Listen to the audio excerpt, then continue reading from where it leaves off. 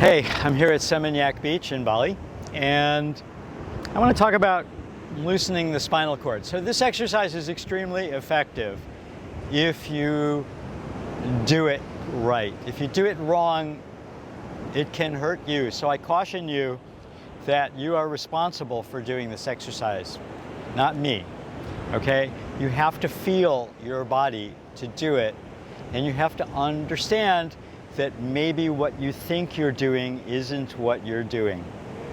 So the main principle that I find in doing this is that the fascial connections have to be made. There's a sheets of fascia that cover our back, and they're all connected. And they start at the soles of our feet, and they go all the way up our legs, up our back, tailbone, up over the top of our head and to our brow.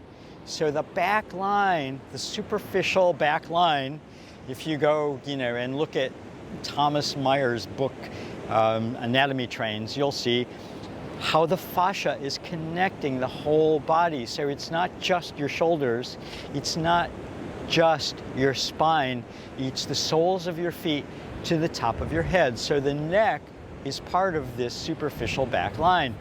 And part of the way that we control creating traction, which is the only way to stretch the fascia, is traction. So you have to take all the fibers and stretch them in the same direction. So if the fibers are crossed and you're stretching, this tends to reinforce the tension in the places where you're stiff. So it's really important to understand that this fascial line has to be connected in order to do that. This is a very effective exercise and it feels so good, but you have to do it properly. So I'm going to demonstrate. And I'll demonstrate and I'll show you the likely faults and how you may not be doing this right. And that's what we do. So first of all, it's important that the biceps stay by your ears. They stay connected the whole time. Palms forward. So I'm not going to bend my knees. I'll repeat this. I don't bend my knees. It's not about a forward bend. It's about curving the spine. So the head and the biceps roll down together. So I'm rounding my spine. I'm pulling my tailbone towards my heels, straightening my low back, and going around. It's not about getting down. It's not about coming down with a flat back. This is not a yoga forward bend. We don't usually do this movement, so it's foreign to us, but I'm trying to open up all of the vertebra by pulling my tailbone down. I'm also very gentle here.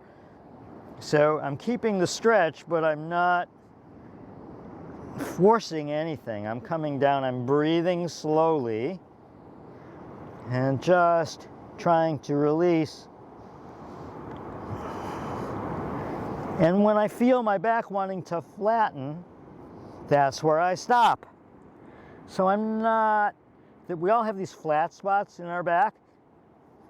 What I want to do is push against that and try to raise my upper back higher, pull my tailbone down. So here I can release my arms. And I can release my head a little bit, but I'm keeping my neck, my chin tucked under to continue the connection with the spine. And here I'm going to round myself up and down a little bit, 3 times. So I'm not coming further forward. I'm going through the spine, tightening my core so that I can create more space in between the vertebra, stretching the muscles along the side of the spine, engaging the core. And this really helps to stretch the spine. So 3 times, and then I pull to the side and do this 3 times. I'm not trying to get lower. I get lower sometimes. but I'm not trying. I'm trying to hold the line, and my chin is still involved here. So even though I'm not pulling, my chin is tucked. Coming back to the center. Come to the other side.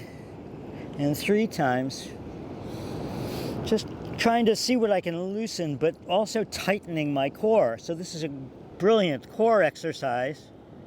And then I come to the front. I put my hands behind my legs and I try to round my spine up. Pull my head towards my knees, but the spine going up.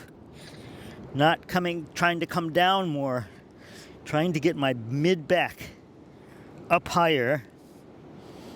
Keep pulling the tailbone down. And the knees aren't bent yet. Okay, and then after 3 of those, it's important that you bring the biceps back to your ears, and you start from your tailbone, pulling your tailbone down to your heels, and bring yourself up slowly, and then reach up. And at the end of this, I like to push my palms up and reach higher and do some circles.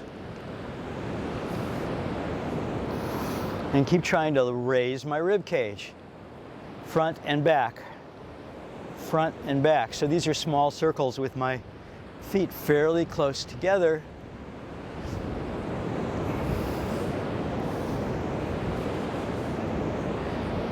So you do this 3 times, but in the beginning you start to understand the connections, or it's not going to work, or you can hurt yourself. So you really want to be careful with this, but if you can do this properly, you'll feel a tremendous release in your back when you're done, stretching your arms out to the side, sinking down, and then you feel the chi, you feel the relaxation, you feel what you've done. 3 times is enough. You do this 3 times, you'll feel great. So once again, from the side, hands come up, stretching up, ears locked to the biceps, and then the chin comes in first. So I'm rounding my upper spine. I'm rounding, I'm pulling up, pulling my tailbone down. I'm not coming down with a flat back. My back has flat spots. I'm trying to engage my belly to get rid of those. And when I feel that I'm only in the range of flat, right, I put my hands down and I try to ease through that by pulling the tailbone down and not coming down like this, right? There's none of this in this movement, none of it. It's always connected, so you're always pulling your spine up and together and the tailbone down, and the legs stay straight. The knees are not exactly locked. My knees don't lock when I do this. But here, locking your knees isn't going to hurt anything anyway, except that it does cut off the chi. So when I'm here, I'm working the curve. I'm working the vertebra that do this, right? So that in between the vertebra, they can start to move like that. That's what this exercise does. To come up, you have to keep your chin involved. You can see that if my chin's not involved, I lose my connection completely. There's no connection if my head is loose because the fascia is not connected. Maybe you can see that, but I can see it when people do it. So this is a great exercise. This will really, if you're careful and you do this slowly and you approach this slowly and you approach this from a point of exploration rather than trying to force your way through it and make your spine long and loose, this will make your spine long and supple. It's really helped me. I've had a lot of tension through this area. I've had a very rounded back. I have a lot more mobility in my spine than I ever did before understanding these concepts, these ideas, right? So the exercises are not concepts. The exercises are based on an understanding of the fascia. So we don't practice our concepts. We understand the concepts to understand our practice, and sometimes we try to understand our practice so that we understand the concepts. I mean, the practice, in Qigong especially, the practice is supposed to reinforce the idea that when you read the concept, you go, oh, I understand how this works. So I hope this was helpful. Be careful with this exercise. I'm telling you again, be careful with this exercise. But try it, and you can try it safely, and it will help. And it may not do anything if you don't find the connections. If your tailbone, if you can't pull your tailbone down and stretch your low back, then nothing is going to happen. So it won't hurt you, but it won't help you either.